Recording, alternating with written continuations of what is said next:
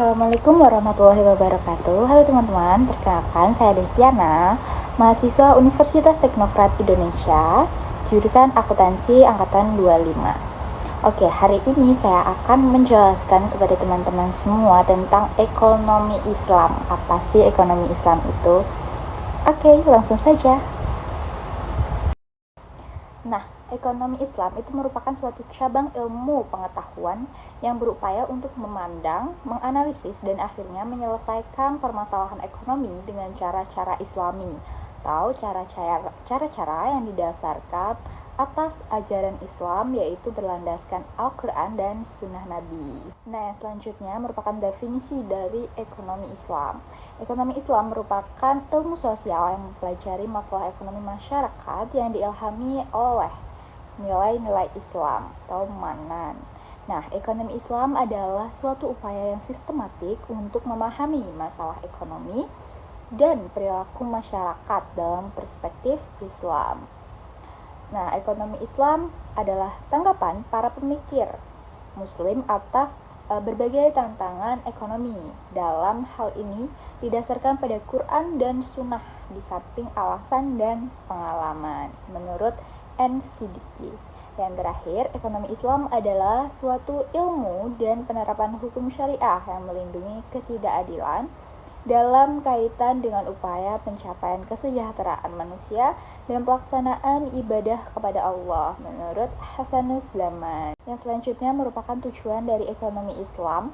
Yang pertama itu merupakan meningkatkan ekonomi yang lebih makmur. Jadi memakmurkan ekonomi menurut syariat Islam nih teman-teman. Yang kedua merupakan menciptakan ekonomi yang adil dan merata.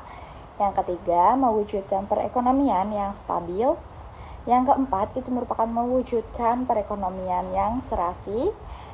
Yang selanjutnya, mewujudkan perekonomian yang menjamin kemerdekaan produksi. Dan yang terakhir merupakan menciptakan ekonomi umat yang mandiri. Nah, itu merupakan tujuan dari ekonomi Islam itu sendiri. Nah, next merupakan prinsip atau nilai dasar ekonomi Islam. Yang pertama ada tauhid.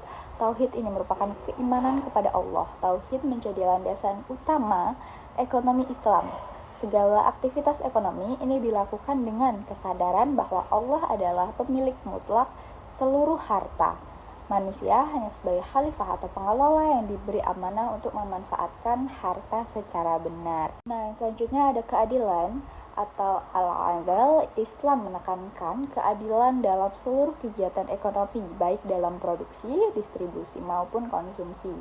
Tidak boleh ada pihak yang dirugikan. Nah, yang selanjutnya merupakan kenabian.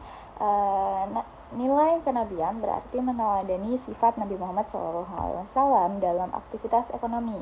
Nabi adalah pedagang yang jujur dan terpercaya sehingga menjadi contoh etika bisnis Islam.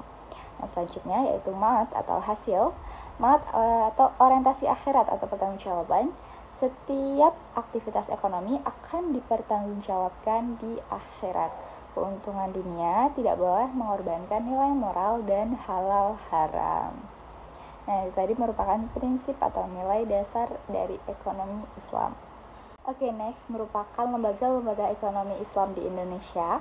Nah, ada 5 nih teman-teman lembaga ekonomi Islam di Indonesia. Yang pertama ada Bank Umum Syariah, yang kedua ada Asuransi Syariah, yang ketiga ada Lembaga Gadai, yang keempat ada BMT atau Baitul Maal wa Tamil, dan yang terakhir merupakan Pasar Modal Syariah. Nanti akan dijelaskan satu persatu. Nah, perbankan syariah itu dibagi menjadi 3 nih teman-teman. Ada bank syariah, unit usaha syariah, dan bank umum konvensional. Nah, bank syariah sendiri ini dibagi lagi menjadi 2, yaitu bank umum syariah dan bank pembiayaan rakyat syariah. Nah, bank umum konvensional ini juga dibagi lagi nih, jadi sistem konvensional dan unit usaha syariah itu tadi.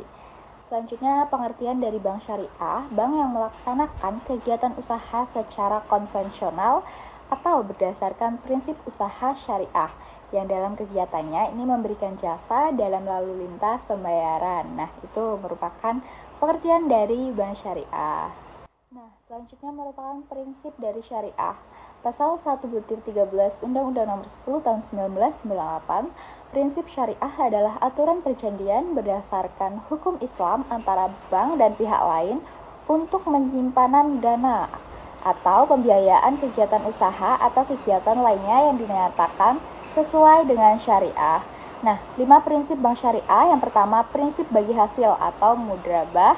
Yang kedua, prinsip menyertakan modal atau musarakah. Yang ketiga, ada prinsip jual beli barang dengan memperoleh keuntungan atau murabahah. Yang keempat, ada pembiayaan barang modal berdasarkan prinsip sewa murni tanpa pilihan atau ijarah. Dan yang terakhir, pilihan pemindahan kepemilikan atas barang yang disewa dari pihak bank oleh pihak lain atau ijarah wa itikna. Tadi prinsip-prinsip dari syariah. Next, merupakan peran dari bank syariah. Bank syariah ini turut berperan dalam menunjang pembangunan ekonomi bangsa Indonesia, terutama melalui upaya peningkatan peran pengusaha muslim dalam perekonomian nasional dan bertindak sebagai katalisator sebagai pengembangan lembaga-lembaga keuangan syariah di Indonesia. Berikut merupakan peran bank syariah. Selanjutnya adalah fungsi dari bank syariah itu sendiri. Yang pertama ada manajer investasi, bahwa bank syariah tersebut merupakan manajer investasi dari pemilik dana yang dihimpun karena besar kecilnya pendapatan atau bagi hasil yang diterima oleh pemilik dana yang dihimpun itu sangat tergantung pada keahlian, kehati-hatian, dan profesionalisme dari bank syariah. Yang selanjutnya ada investor. Investasi yang sesuai dengan syariah tersebut meliputi akad murabahah, sewa menyewa atau leasing, masyarakat, akad mudrabah, akad salam atau istisna, pembentukan perusahaan atau akuisisi pengendalian atau kepentingan lain dalam rangka mendirikan perusahaan, memperdagangkan produk dan investasi atau memperdagangkan saham yang dapat diperjualbelikan. Yang selanjutnya, jasa keuangan. Bank-bank Islam juga menawarkan berbagai jasa-jasa keuangan lainnya untuk memperoleh imbalan atas dasar agensi kontrak atau sewa. Nah, contohnya meliputi letter of guarantee, wire transfer, letter of credit, dan lain-lain. Yang terakhir, merupakan fungsi sosial. Konsep perbankan Islam ini mengharuskan bank-bank Islam memberikan pelayanan sosial apakah melalui dana pinjaman kebajikan atau zakat dan dana sumbangan sesuai dengan prinsip-prinsip Islam. Itu tadi merupakan 4 fungsi dari bank syariah, teman-teman. Nah, selanjutnya kajian terhadap asuransi. Pemahaman terhadap asuransi konvensional adalah haram yang terkandung dalam unsur gharar, maisir, dan riba. Yang pertama, unsur gharar terdapat pada bentuk akad atau perikatan yang melandasi penutupan polis. Akad yang terdapat pada asuransi konvensional ini dikategorikan sebagai akad tabaduli atau akad pertukaran, yaitu pertukaran pembayaran premi dengan uang pertanggungan. Nah, unsur gharar ini juga terdapat pada sumber dana pembayaran klaim pada asuransi konvensional adalah tidak jelas asalnya. Yang kedua, unsur maisir terjadi apabila peserta asuransi atau pemegang polis ini membatalkan kontraknya pada masa reversing period. Ia tidak akan menerima kembali uang yang telah dibayarkan kecuali sebagian kecil saja, biasanya kurang dari 5%. Dan yang terakhir ada unsur riba terkandung dalam melakukan usaha dan investasi yang menggunakan sistem bunga, terutama oleh bank-bank konvensional dan funds manager companies. Next merupakan definisi dari pegadaian syariah atau RAN, menjadikan suatu benda berharga dalam pandangan syara sebagai jaminan hutang dengan kemungkinan hutang tersebut itu bisa dilunasi dengan barang tersebut atau sebagiannya. Nah, rukun dan syarat pegadaian syariah. Yang pertama ada rahin, yaitu orang yang menggadaikan. Yang kedua, murtahin, yaitu orang yang menerima gadai, dan marhun, yaitu barang jaminan. Nah, syaratnya itu pertama mempunyai nilai menurut syariah.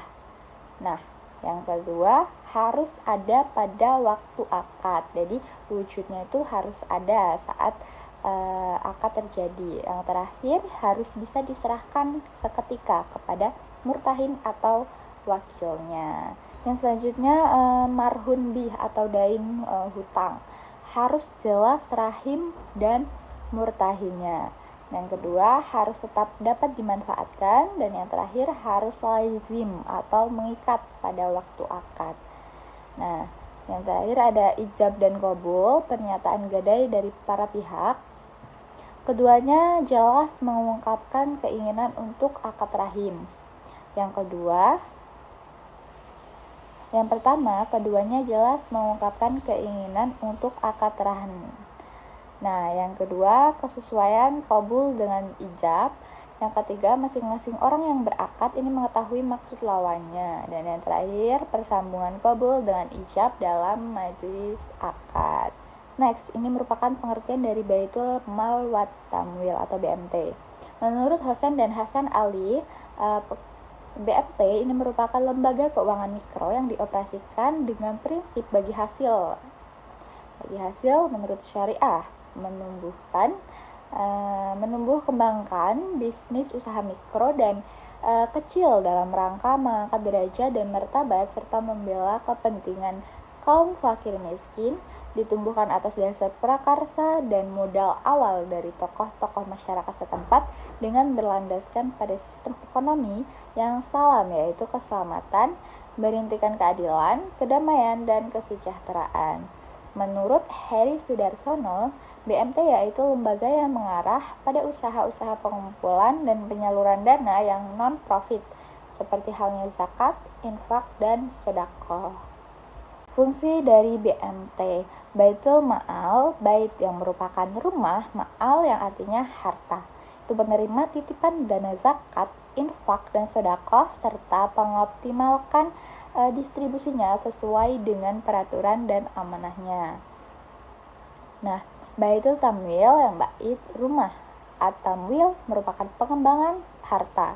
Ini melakukan kegiatan pengembangan usaha-usaha produktif dan investasi dalam meningkatkan kualitas ekonomi pengusaha mikro dan kecil, terutama dengan mendorong kegiatan menabung dan menunjang pembiayaan kegiatan ekonominya. Nah, selanjutnya dasar hukum dari BMT itu sendiri, dalil Al-Quran Surat At-Taubah ayat 60 dan 103 yang menjelaskan tentang perintah berzakat, di mana pada zaman Rasulullah, Baitul Ma'al didirikan dengan fungsi untuk menyimpan uang-uang zakat dan lainnya. Nah, yang kedua, dalil Al-Quran di surah Al-Baqarah ayat 275 sampai dengan 280. Selanjutnya, konsep dasar dari pasar modal syariah. Al-Quran dan Sunnah. Syariah merupakan hukum dan aturan yang berisi perintah dan larangan dan ditetapkan oleh Allah Subhanahu wa taala kepada hambanya. Nah, menurut fikih, penafsiran ulama terhadap syariah yaitu ibadah manusia kepada Allah Sang Pencipta, semua tidak boleh dilakukan kecuali yang ada perintah atau ketentuannya. Nah, muamalah manusia kepada manusia lain semua boleh dilakukan kecuali jelas ada larangannya. Selanjutnya, prinsip pasar modal syariah. Yang pertama, pembiayaan dan investasi pada aset atau kegiatan usaha yang halal, spesifik dan bermanfaat dan dilakukan dengan bagi hasil. Yang kedua, uang adalah alat bantu pertukaran nilai. Pemilik harta menerima bagi hasil dari manfaat yang timbul dari kegiatan usaha, maka pembiayaan dan investasi ini harus pada mata uang yang sama dengan pembukuan kegiatan usaha. Yang ketiga, akad yang terjadi antara pemilik harta atau investor dengan pemilik usaha atau emiten dan tindakan maupun informasi yang diberikan pemilik usaha serta mekanisme pasar atau bursa dan self-regulating organization lainnya. Tidak boleh menimbulkan keraguan yang menyebabkan kerugian. Yang keempat, ada investor dan emiten. Ini tidak boleh mengambil resiko melebihi kemampuan atau maisir yang dapat menimbulkan kerugian yang sebenarnya dapat dihindari. Dan yang terakhir, investor, emiten maupun bursa dan self-regulating organization lainnya tidak boleh melakukan hal-hal yang menyebabkan gangguan yang disengaja atas mekanisme pasar, baik dari segi penawaran, supply, ataupun dari segi permintaan, demand. Nah, itu merupakan prinsip pasar modal. Oke, itu tadi penjelasan tentang ekonomi Islam ya teman-teman. Jika ada yang ingin ditanyakan, silahkan tanyakan di kolom komentar. Semoga apa yang disampaikan dapat bermanfaat bagi kita semua. Oke, saya akhiri. Wassalamualaikum warahmatullahi wabarakatuh. Goodbye.